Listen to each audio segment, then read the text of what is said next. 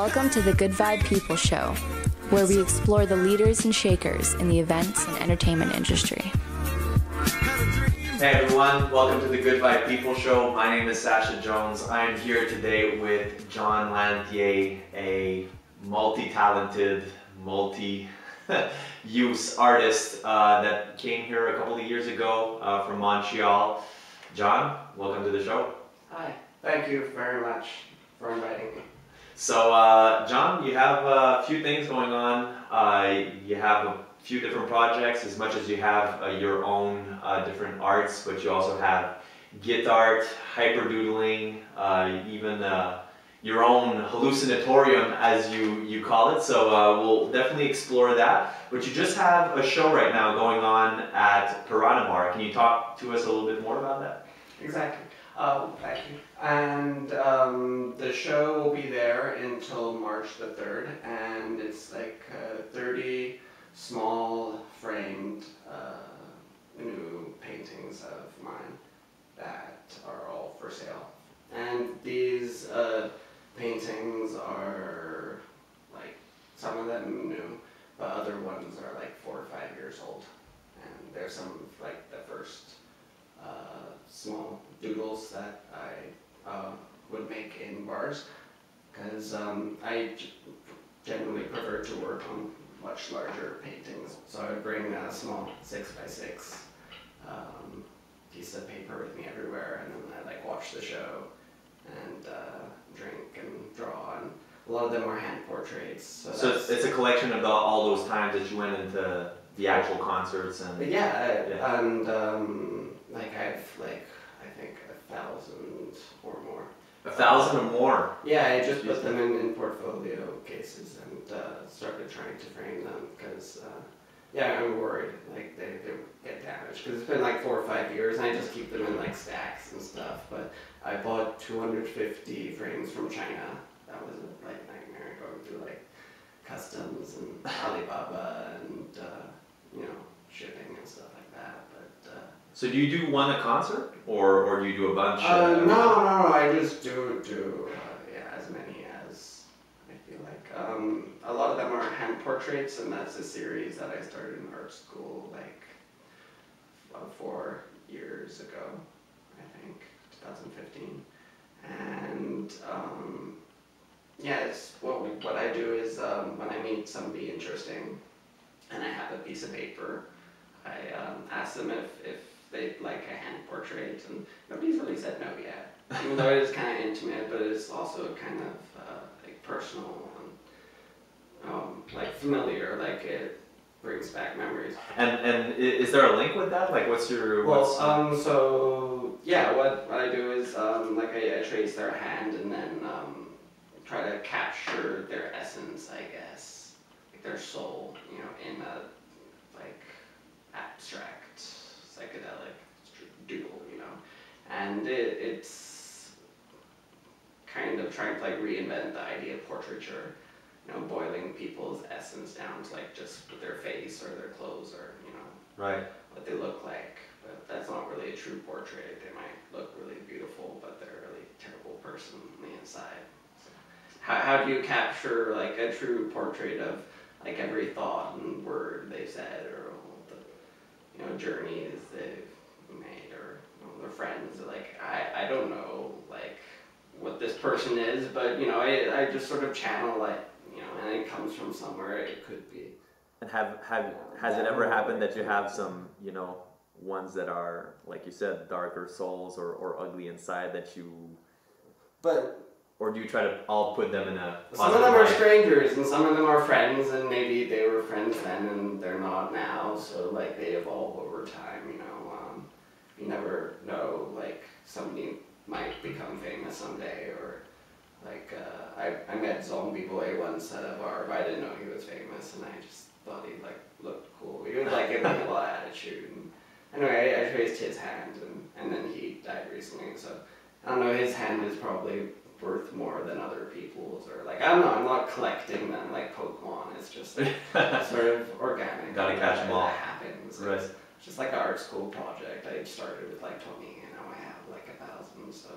You're still involved with Guitart, right? You're still doing that? Yeah. Well, that's an ongoing project. It's just like the idea is to combine art and music in, you know, a meaningful way. And so it's not just on guitars, but I paint on drums, on violins, cellos, guitar straps, and like I've done some music videos and band logos, and I live paint at concerts. I do like some like commissions for a band, so they like give me like free ticket or like put me on the guest list to like make a painting of them at the show. Or other times I'll just be like you know, finger painting to the sort of jazz music or whatever, you know, improvised is happening there. It's a really cool project. Events and stuff, and just try to like, you know, bring art and music, you know, together. And like sometimes I'll like collaborate with other people, and you know, like I'll have bands play at the vernissages. At the gallery, like we have a lot of music that's there for sale, and there used to be like experimental noise jams there. Okay. The second Friday of every month, but then the neighbors complained about the noise.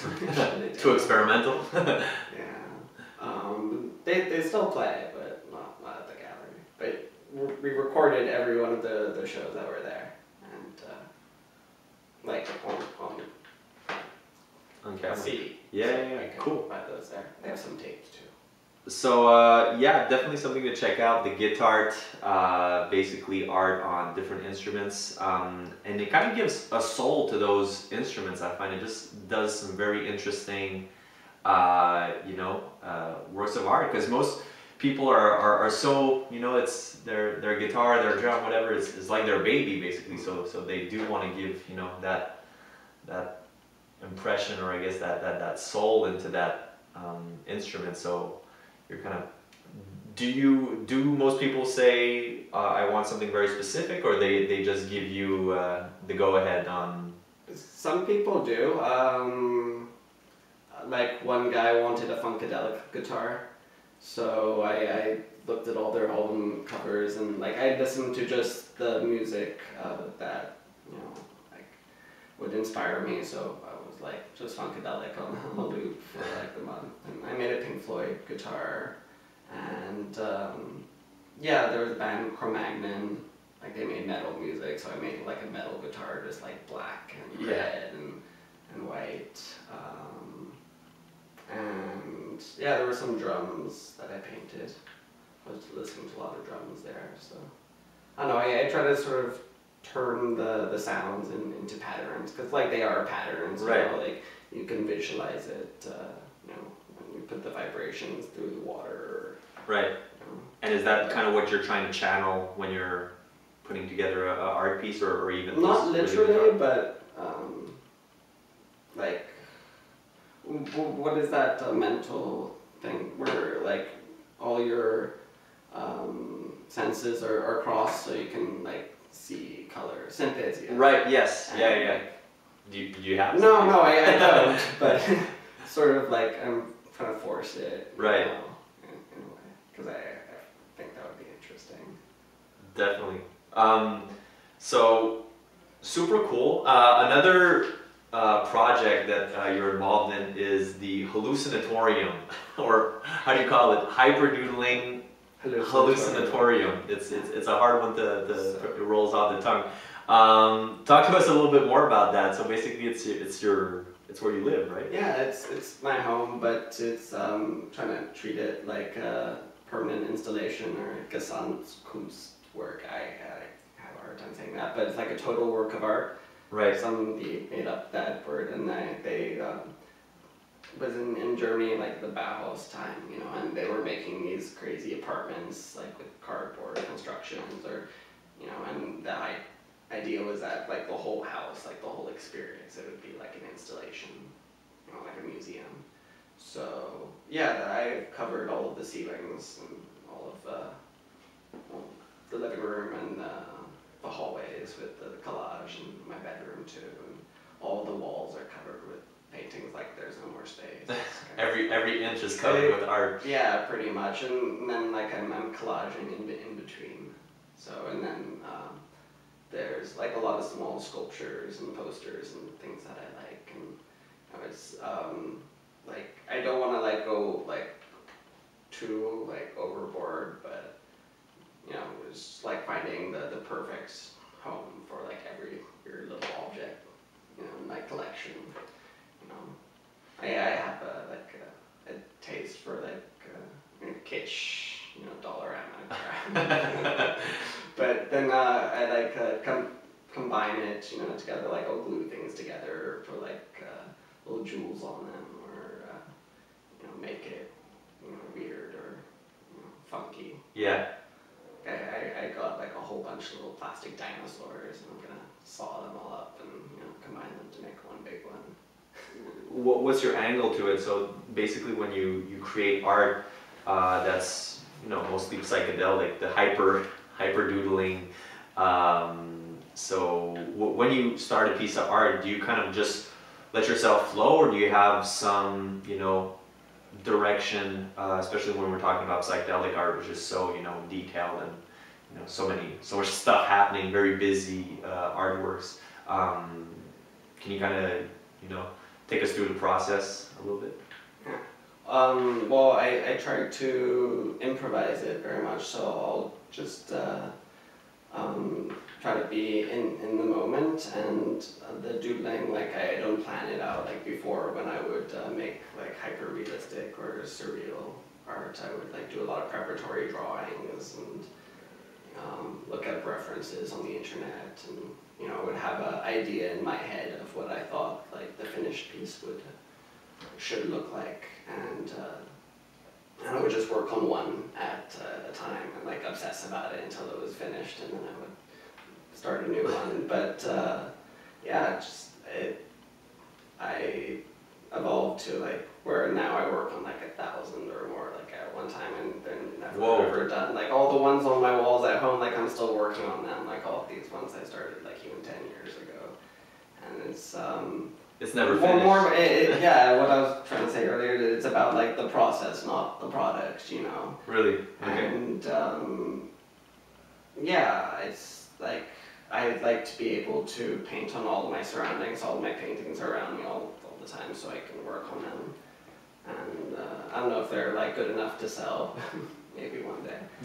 But, is that the internal voice of the artist? It's never good enough. Never able to put out. But it's not that it's not good enough. It's just that like if I stop, then I can't keep working on it. You know, like I'm robbing myself. So it's an emotional thing. You're kind of like, you know, tied to this. Yeah, it's like having a baby. You know? Yeah. It's like it's difficult to sell your babies. I imagine it was. It's illegal. Yeah, it's also illegal. That's right. Yeah. So definitely those works of art, man. I mean, I went to the Guitart studio, saw a bunch, obviously, thousands and thousands of works, just, you know, coming out of everywhere. Basically, don't even have enough space to put them all. Really interesting stuff, man. Definitely something to check out. And so I find that interesting what you're saying about more the process of the whole thing. So it kind of becomes a therapy in a way, or just kind of like a journey that you're, you know, diving into every time that you're starting a new piece. It definitely is. It's like some take years, and for me, I don't know where they're gonna go, or like I don't know how much longer it's gonna take, or even if it looks good, or if I should do anymore. A lot of people are like, stop, like I want to buy it like it is now, you know, it's only gonna get more expensive. But I'm like, nah, can't stop my journey, man. Nah, exactly, man. You're gone. You want to finish the story, basically, kind of see it where it takes you. Very cool. So do you have any upcoming projects or like stuff that you're working on right now, like other than the Piranha Bar that is still going on until early March? What else are you working on right now? Well, at the gallery, I'm there every Thursday and Sunday from 12 to 6. And some other days I go there to keep the other artists company. It's like my home away from home. And what gallery is this? The Usine 106U. And okay. It's at 160 Roy Est. next to the LC's pub. And that's been like my home gallery for the past few years. And we put out a free magazine. Okay. And I've been in the past 6, 7 of them, and I'm gonna be in the next one on the cover, which is pretty cool. Oh, nice. I heard about that today. Cover page. That's what's up. Yeah. It's gonna be a big, crazy hyperdoodling painting. Yeah, I imagine so, coming from you. Good. So this magazine is kind of something that you guys put together every month? Every 3 months. Every 3 months. Yeah, Okay. we do 4 of them a year, I think. And that's for free. Like, they put it all over town in the bars and cafes and cultural spots. And yeah, there's like no text or like just images. Just art. Good. Yeah. Good. So for people that don't like to read, that's great. They're nice collector's items. Yeah, they are. Okay, so it's free art, man. Like that's love right there. Just shipping out a bunch of cool art for free all over the place. That's power to you and that project. So that comes out every 3 months, basically from artists that were in the gallery or just like that are affiliated. Affiliated, right? So, okay, nice. We have 42 or something like that artists in the gallery. Every month it changes. So yeah, we have to take down all the old stuff, and all the artists show up and drop off their new stuff, or it's like a big shuffle, and then we have to hang all the new things, and we have a big party on the first Thursday of every month. We have a vernissage. Good. Music. Right. And I get free drinks all night. So. Gotta love the free drinks. It's a good time. Good time. And, I have a lot of my new blueberry guitars there this month. Oh, it's a collaboration Okay. with this company, Blueberry Guitars. Okay. And they are handmade in Bali, Indonesia. Wow. And a lot of them are carved with like super elaborate floral or geometric designs. I think I painted like 10, 12 of them over the years. It's like an ongoing collaboration between Guitart and Blueberry. And so some of them are just flat and I paint on them, but I like the combination of like sculptural elements and painting. Yeah, that must be insane. Like I'd like to turn some of my hyperdoodles into sculptures. Right. It's like Yeah. that would. Elaborate. I'm trying to do that in my garden. Like I've got a lot of garden sculptures there, and I painted all of the bricks different colors, and I'm making like the backyard like a work of art to sort of extend it from the house. You're just doing it for the love, man. It's beautiful to see. Honestly, I don't come across that many. I mean, I come across a bunch of artists, but yeah, not so many John Lanthiers, that's for sure. Very interesting guy. One last question, man, before we head out here. You that's basically working on every single conceivable object and things that you can kind of get your hands on.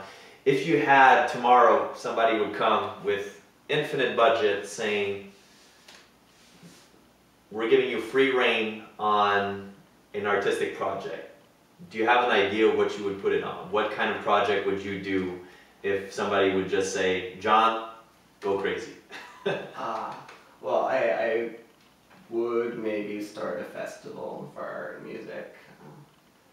Or I would buy my house and all the neighbors' house, make the whole block. I'd like extend and just like rent it out to cool artists and musicians, and just have like a nice like, and we could have a gallery, and like my backyard, we could have like concerts in there. So create a utopia for artists, basically, that they can just create, kind of live / work, learn, share. That looks like a dope project. If ever, we will definitely work on that one if ever that comes along. But people, check out John Lanthier. A bunch of cool, interesting projects. So whether that's for his Guitart, the expo is still going on for a few weeks, and definitely check that out. John, thanks for being on the show. Thank you very much. It was a pleasure. We'll definitely see you at a concert. Get your hand written. If you got a good soul, it'll probably do better art. So check that out, and we'll talk soon, man. Have a good night.